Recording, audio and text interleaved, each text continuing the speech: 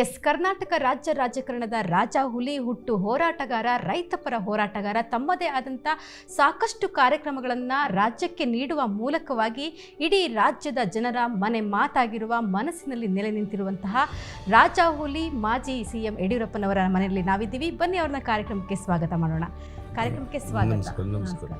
So ಇವತ್ತು ವಿಶೇಷ ಅಂತಲೇ ಹೇಳ್ಬೋದು. ನಿಮ್ಮ 3 ಜನ ಹೆಣ್ಮಕ್ಳು ಕೂಡ ನಮ್ಮ ಜೊತೆಲಿದ್ದಾರೆ. ಅವ್ರನ್ನ ಫಸ್ಟ್ ಕಾರ್ಯಕ್ರಮಕ್ಕೆ ಸ್ವಾಗತ ಮಾಡ್ಕೊಂಡು ಬರ್ತೀನಿ.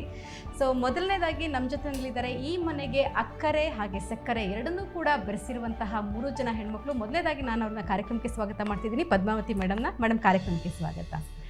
ಓಕೆ, ಅರುಣಾದೇವಿ ಅವ್ರನ್ನ ಕಾರ್ಯಕ್ರಮಕ್ಕೆ ಸ್ವಾಗತ ಮಾಡ್ತಾ ಇದ್ದೀನಿ. ಯಡಿಯೂರಪ್ಪನವರ 2ನೇ ಪುತ್ರಿ, ಯಡಿಯೂರಪ್ಪನವರ 3ನೇ ಪುತ್ರಿ, 3ನೇ ಮಕ್ಕಳು, ಅದರಲ್ಲೂ ಕೂಡ ಚಿಕ್ಕ ಮಕ್ಕಳು ಅಂದರೆ ಸ್ವಲ್ಪ ಮುದ್ದು ಜಾಸ್ತಿನೇ ಇರುತ್ತೆ. ಉಮಾದೇವಿಯರಿದ್ದಾರೆ ನಮ್ಮ ಜೊತೆಲಿ. ನಿಮಗೂ ಕೂಡ ಕಾರ್ಯಕ್ರಮಕ್ಕೆ ಸ್ವಾಗತ ಮೇಡಮ್. ಹೋಮ್ ಮಿನಿಸ್ಟರ್ ಕಾರ್ಯಕ್ರಮದಲ್ಲಿ ಒಂದು ವಿಶೇಷವಾದಂತಹ ಒಂದು ವಿಭಿನ್ನವಾದಂಥ ಪ್ರಯತ್ನ. ನಾವು ನೀವೆಲ್ಲ ವೈಯಕ್ತಿಕವಾಗಿ ರಾಜಕೀಯವಾಗಿ ಬಹಳಷ್ಟು ವಿಚಾರಗಳನ್ನು ಯಡಿಯೂರಪ್ಪನವರ ಬಗ್ಗೆ ತಿಳ್ಕೊಂಡಿದ್ದೀವಿ. ಆದರೆ ಅವರ ಮನೆ ಬಗ್ಗೆ, ಅವರ ಮನೆಯಲ್ಲಿರುವಂತಹ ಮನಸ್ಸುಗಳ ಬಗ್ಗೆ ತಿಳಿಸ್ಕೊಡುವಂತಹ ಪ್ರಯತ್ನ. ಸೊ ಹಾಗಾಗಿನೇ ಇವತ್ತು ಯಡಿಯೂರಪ್ಪನವರ ಜೊತೆ ಅವರ 3 ಜನ ಮುದ್ದಿನ ಪುತ್ರಿಯರು ನಮ್ಮೊಟ್ಟಿಗಿದ್ದಾರೆ. ಸೊ ಮೊದಲನೇದಾಗಿ ಯಡಿಯೂರಪ್ಪನವ್ರನ್ನೇ ಮಾತಾಡಿಸ್ಕೊಂಡು ಬರೋಣ. ಸರ್, ಮನೆಯಲ್ಲಿ ಒಂದು ಹೆಣ್ಮಗು ಇತ್ತು ಅಂದ್ರೇ ಲಕ್ಷ್ಮಿಯ ಕಳೆ ಅಂತಾರೆ. ನಿಮಗೆ 3 ಜನ ಹೆಣ್ಮಕ್ಳು, ಎಷ್ಟು ಖುಷಿ ಇದೆ ಈ ವಿಚಾರದಲ್ಲಿ? ಪದ್ಮಾವತಿ, ಅರುಣಾದೇವಿ, ಉಮಾದೇವಿ 3 ಜನ ಹೆಣ್ಮಕ್ಳು, 9 ಜನ ಮೊಮ್ಮಕ್ಕಳು, 6 ಜನ ಮರಿಮಕ್ಕಳು. ಸೊ ತುಂಬಿದ ಸಂಸಾರ. ಒಂದು ಕಡೆ ರಾಘವೇಂದ್ರ ಅವರು ಸಂಸತ್ ಸದಸ್ಯರು, ಇನ್ನು ಕಡೆ ವಿಜಯೇಂದ್ರ ಅವರು ಪಕ್ಷದ ರಾಜ್ಯದ ಅಧ್ಯಕ್ಷರು. ಹೀಗೆ ಎಲ್ಲ ರೀತಿಯ ಒಂದು ದೇವರು ಸಹಕಾರವನ್ನು, ಬೆಂಬಲವನ್ನು ಕೊಟ್ಟಿದ್ದಾನೆ. ಯಾವುದೇ ಕೊರತೆ ಇಲ್ಲ. ದೇವ್ರ ದಯೆಯಿಂದ ಎಲ್ಲರೂ ನೆಮ್ಮದಿಯಿಂದ, ಗೌರವದಿಂದ, ಸ್ವಾಭಿಮಾನದಿಂದ ಬಾಳಿ ಬದುಕ್ತಾ ಇದ್ದೇವೆ. ಬರುವಂಥ ದಿವಸಗಳಲ್ಲಿ ಇನ್ನೂ ಹೆಚ್ಚು ಓಡಾಟ ಮಾಡಿ ಪಕ್ಷವನ್ನು ಬಲಪಡಿಸಬೇಕು, ಅಧಿಕಾರಕ್ಕೆ ತರಬೇಕು ಅನ್ನೋದು ಹಂಬಲ. ಆ ದಿಕ್ಕಿನಲ್ಲಿ ಪ್ರಯತ್ನಗಳು ಪ್ರಾರಂಭ ಆಗಿದೆ. ಅದರಲ್ಲಿ ಯಶಸ್ವಿ ಆಗ್ತೀವಿ ಅನ್ನೋ ಸಂಪೂರ್ಣ ವಿಶ್ವಾಸ ನನಗೆ. ಓಕೆ, ಪದ್ಮಾವತಿಯವರು ಮೊದಲನೇ ಮಗಳು ಮನೆಗೆ ನಿಮಗೆ. ಸೊ ಮೊದಲನೇ ಮಗು ನಿಮ್ಮ ಕೈಯಲ್ಲಿ ಬಂದಂಥ ಆ ಕ್ಷಣನ, ಅವತ್ತಿನ ದಿನ ನೆನಪು ಮಾಡಿಕೊಂಡ್ರೆ ಎಷ್ಟು ಖುಷಿಯಾಗಿತ್ತು ನಿಮಗೆ? ಅಲ್ಲ, ನಿಶ್ಚಿತವಾಗಿ ಪದ್ಮಾವತಿಯವರು ಹುಟ್ಟಿದಾಗ ಮನೆ ಮಂದಿ ಎಲ್ಲ ಸಂತೋಷಪಟ್ಟರು. ಅದೇ ರೀತಿ ಅರುಣಾದೇವಿಯವರು, ಅದೇ ರೀತಿ ಉಮಾದೇವಿಯವರು ಎಲ್ಲರೂ ಸಹ ಹುಟ್ಟಿದಂಥ ಸಂದರ್ಭದಲ್ಲಿ ಮನೆ ಸಂಭ್ರಮ ಕಾಣಿಸ್ತಾ ಇತ್ತು. ಗಂಡು ಮಕ್ಕಳಿಲ್ಲ ಅನ್ನೋಂಥ ಕೊರತೆ ಇದ್ದ ಸಂದರ್ಭದಲ್ಲಿ ರಾಘವೇಂದ್ರ ಅವರು ಮತ್ತು ನಂತರ ವಿಜಯೇಂದ್ರ ಅವರು ಹುಟ್ಟಿದ್ರು. ಹೀಗಾಗಿ ತುಂಬಿದ ಸಂಸಾರ, ಎಲ್ಲ ರೀತಿಯ ಸಹಕಾರ ದೇವರು ಕೊಟ್ಟಿದ್ದಾನೆ. ನೆಮ್ಮದಿ ಇದೆ, ತೃಪ್ತಿ ಇದೆ, ಸಮಾಧಾನ ಇದೆ. 3 ಜನ ಹೆಣ್ಮಕ್ಳಲ್ಲಿ ಯಾರು ತುಂಬ ತುಂಟಿ ಜಾಸ್ತಿ? ಇವರು ತುಂಟ್ರು ಯಾರು ಜಾಸ್ತಿ 3 ಜನ ಹೆಣ್ಮಕ್ಳಲ್ಲಿ? ನಿಮ್ಮ ಮಕ್ಕಳಲ್ಲಿ ತುಂಟ್ರು ಯಾರು ಜಾಸ್ತಿ, ತುಂಟಾಟ ಯಾರು ಜಾಸ್ತಿ ಮಾಡ್ತಾ ಇದ್ರು? ಅದರಲ್ಲಿ ಒಬ್ಬರಿಗಿಂತ ಒಬ್ಬರು ಮೀರಿಸ್ತಾರೆ. ಅದರಲ್ಲಿ ಯಾವುದೇ ಕೊರತೆ ಇಲ್ಲ. ಒಬ್ಬರಿಗಿಂತ ಒಬ್ರು ತುಂಟಾಟ ಮಾಡ್ತಾ ಇದ್ರಾ? ಇವ್ರು 3 ಜನ ಮಾಡಿದ್ದು ಯಾವ್ದಾರು ತುಂಟಾಟ ನೆನಪಿದೆಯಾ ನಿಮಗೆ?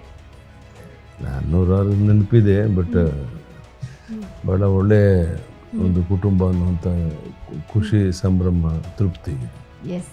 ಸೊ ಮಕ್ಕಳನ್ನ ಮಾತಾಡ್ಸ್ಕೊಂಡು ಬರ್ತೀನಿ. ಸೊ ಪದ್ಮಾವತಿ ಮೇಡಮ್, ಸೊ ಅಪ್ಪಾಜಿ ಹೇಳ್ತಾ ಇದ್ರು 3 ಜನ ಹೆಣ್ಮಕ್ಳು, ಆನಂತರ 2 ಮಕ್ಕಳು, ತುಂಬಿದ ಸಂಸಾರ, ಬಹಳನೇ ಖುಷಿ ಇದೆ ನನಗೆ ಅಂಥೇಳಿ. ಸೊ ನಿಮ್ಮ 3 ಜನರ ಒಡನಾಟ ಹೇಗಿತ್ತು? ಅಪ್ಪಾಜಿ ಅಂತ ಅಂದರೆ, ಅದಕ್ಕಿಂತ ಮುಂಚಿತವಾಗಿ ಅಪ್ಪಾಜಿ ಅಂತ ಅಂದರೆ ಸಾಮಾನ್ಯವಾಗಿ ಹೊರಗಡೆ ಒಂದು ಭಯ, ಸಿಟ್ಟು, ಕೋಪ ಎಲ್ಲ ಇದೆ ಅಂತ ಅವ್ರ ಹತ್ರ ಮಾತಾಡೋದಕ್ಕೆ ಒಂದು 4-5 ಸಲ ಯೋಚನೆ ಮಾಡಿ ಮಾತಾಡ್ತೀವಿ. ಮನೇಲೂ ಕೂಡ ಅಷ್ಟೇ ಸಿಟ್ಟು, ಕೋಪ ಇರ್ತಾರ? ಪ್ರಾರಂಭ ದಿವಸಗಳಲ್ಲಿ ಅಪ್ಪಾಜಿಯವರು ಒಂದು ತುಂಬಾ ಡೈನಮಿಕ್ ಆಗಿ ಕೆಲಸ ಮಾಡೋಕ್ಕೇನೆ ಹೆಸರುವಾಸಿ ಅಲ್ವಾ. ಸಿಕ್ಕಾಪಟ್ಟೆ ಕೆಲಸದ ಒತ್ತಡ ಇದ್ದ ಟೈಮಲ್ಲಿ ಅವರಲ್ಲಿ ಸ್ವಲ್ಪ ಕೋಪ ಇತ್ತು. ಕೆಲಸದ ಕಾರಣದಿಂದ, ಒತ್ತಡದಿಂದ ಅಷ್ಟೇನೆ. ಅದು ಆ ಕೋಪ ಯಾವಾಗಲೂ ಸಾತ್ವಿಕವಾದದ್ದು ಡೆಫಿನೆಟ್ಲಿ. ಆದರೆ ಇತ್ತೀಚೆಗೆ ತುಂಬಾನೇ ಶಾಂತವಾಗಿದ್ದಾರೆ.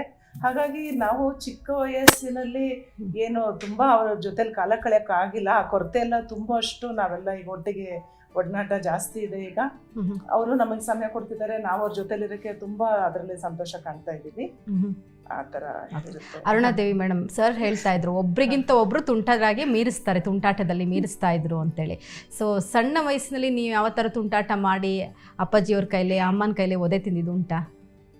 ನನ್ನ ಅನುಭವದ ಪ್ರಕಾರ ದೊಡ್ಡವರು, ದೊಡ್ಡ ಮಗಳು ಹಿರಿಯಳು ಅಂತೇಳಿ ಸ್ವಲ್ಪ ಮನೆಯಲ್ಲಿ ಸೇಫ್ ಆಗಿರ್ವಿ ಒಂಥರ ಮನೆ ಜವಾಬ್ದಾರಿಗಳು ಜಾಸ್ತಿ ಕೊಡ್ತಾರೆ. ಹ್ಮ್. ಕೊನೆಯವಳು ಮುದ್ದಿನ ಮಗಳು ಸಣ್ಣವಳು ಅಂತಾನೆ ಜೀವನ ಎಲ್ಲ ಅನ್ಕೊಂಡ್ಬಿಟ್ಟಿರ್ತಾರೆ. ಅಂದ್ರೆ ನಾನು ಮದ್ವೆಗೆ ಮುಂಚೆ ಹೇಳೋದು. ಹೌದು ಹೌದು. ಈಗ ಅವಳು ತುಂಬಾ ದೊಡ್ಡ ಜವಾಬ್ದಾರಿ ತಗೊಂಡಿರೋದು ಬೇರೆ. ಹಾ, ಹಾ. ನಾನು ಮಧ್ಯದವಳು ಒಂದ್ ರೀತಿ ಗಂಡು ಹುಡುಗ ಒಂದ್ ರೀತಿ ಬೆಳೆದೆ ಅಂತ ಅನ್ಕೊಳ್ತೇನೆ. Okay. ಅಪ್ಪನ ರಾಜಕೀಯದಲ್ಲಿ ಯಾರನ್ನೋ ಆಗಿನ ದಿವಸ ಲ್ಯಾಂಡ್ ಲೈನ್ ಎಲ್ಲರೂ ಮನೇಲಿ ಇರ್ತಿಲ್ಲ, ನಮ್ಮ ಮನೇಲಿ ಇದ್ರು ಕೂಡ ಹಾ, ಹಾ. ಕರ್ಕೊಂಡ್ ಬರ್ಬೇಕು ಅಂದ್ರೆ ಅರುಣ ಅಂತ ಹೇಳ್ತಾ ಇದ್ರು. ಹಾ, ಹಾ. ಅವ್ರನ್ನ ಕರ್ಕೊಂಬ, ಪದಣ್ಣಂಗ್ ಹೇಳು, ಶಾಂತಣ್ಣಂಗ್ ಹೇಳು, ಹ್ಮ್. ಶಿವಕುಮಾರ್ ಹೇಳು. ಆ ರಾಜಕೀಯ ಬದುಕು ಬಹಳ ಚೆನ್ನಾಗಿ ಅನ್ಸುತ್ತೆ. ಬಹುಶಃ ನಮಗೆ ಬೆಳಗ್ಗೆ ಬೇಗ ಹೇಳೋ ಇದನ್ನ ಕಲ್ಸಿದ್ದೆ ಅಣ್ಣ ಅವ್ರನ್ನೆಲ್ಲ ಕರ್ಕೊಂಬರೋ ರಾಜಕಾರಣದ ಬದುಕು ಅಂತ ಅನ್ಕೊಳ್ತೀನಿ. ಹೀಗೆ ಹಾಗಾಗಿ ನಾನು ಬಹಳ ಬೇಗ ಬದುಕಿನಲ್ಲಿ ಹೊರಗಡೆ ಓಡಾಟ ಎಲ್ಲದನ್ನು ಕಲ್ತಿದ್ ನಾನು ಅಂತ ಅನ್ಕೊಳ್ತೇನೆ. ಸೊ ಅಪ್ಪಾಜಿ ಹೇಳ್ದವ್ರನ್ನೆಲ್ಲ ಹೋಗಿ ಅದೇ ಮನೆಗೆ ಹೋಗಿ ಕರ್ಕೊಂಡು ಬರ್ತಾ ಇದ್ರಿ, ನೀವು ರಾಜಕೀಯವಾಗಿ ಕೂಡ ಸಪೋರ್ಟ್ ಮಾಡ್ತಾ ಇದ್ರಿ. ಹೌದು ಖಂಡಿತವಾಗಿ. ಸೊ ನಿಮ್ಮ ನೆನಪುಗಳು ಏನಿದೆ ಮೇಡಮ್ ಬಾಲ್ಯದ ಬಗ್ಗೆ?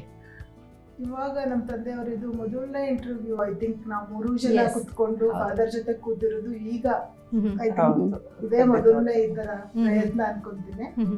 ಇವತ್ತು ಅಣ್ಣ ನಮ್ಮ 3 ಜನ ಹೆಸರು ಕ್ಲೀನ್ ಆಗಿ ಹೇಳಿದ್ರು.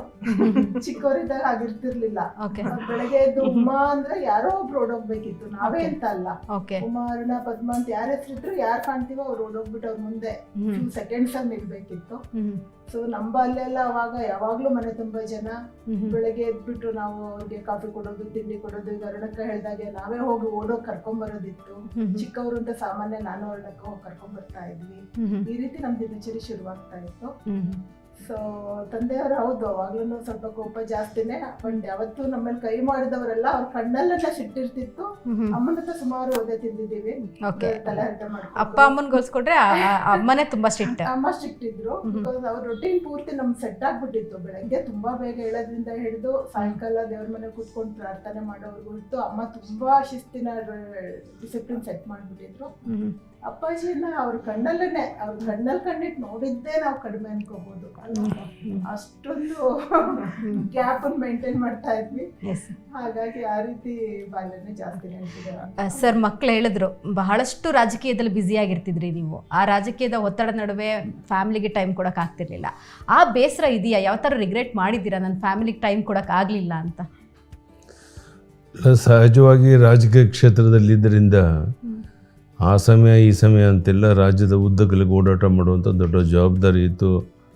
ಅದನ್ನು ನಿರ್ವಹಿಸುವಂಥ ಸಂದರ್ಭದಲ್ಲಿ ಬಿಡುವಿದ್ದಾಗ ನಾನು ಸಹ ನಮ್ಮ ಮಕ್ಕಳ ಜೊತೆಗೆ ಸಮಯ ಕಳೀತಾ ಇದ್ದೆ.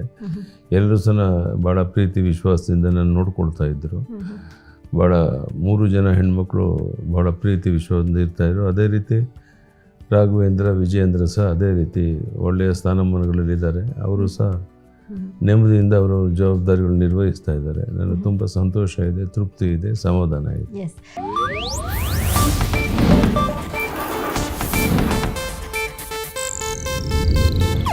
ಇದು ಏಷ್ಯಾನೆಟ್ ನ್ಯೂಸ್ ನೆಟ್ವರ್ಕ್ ಪ್ರಸ್ತುತಿ.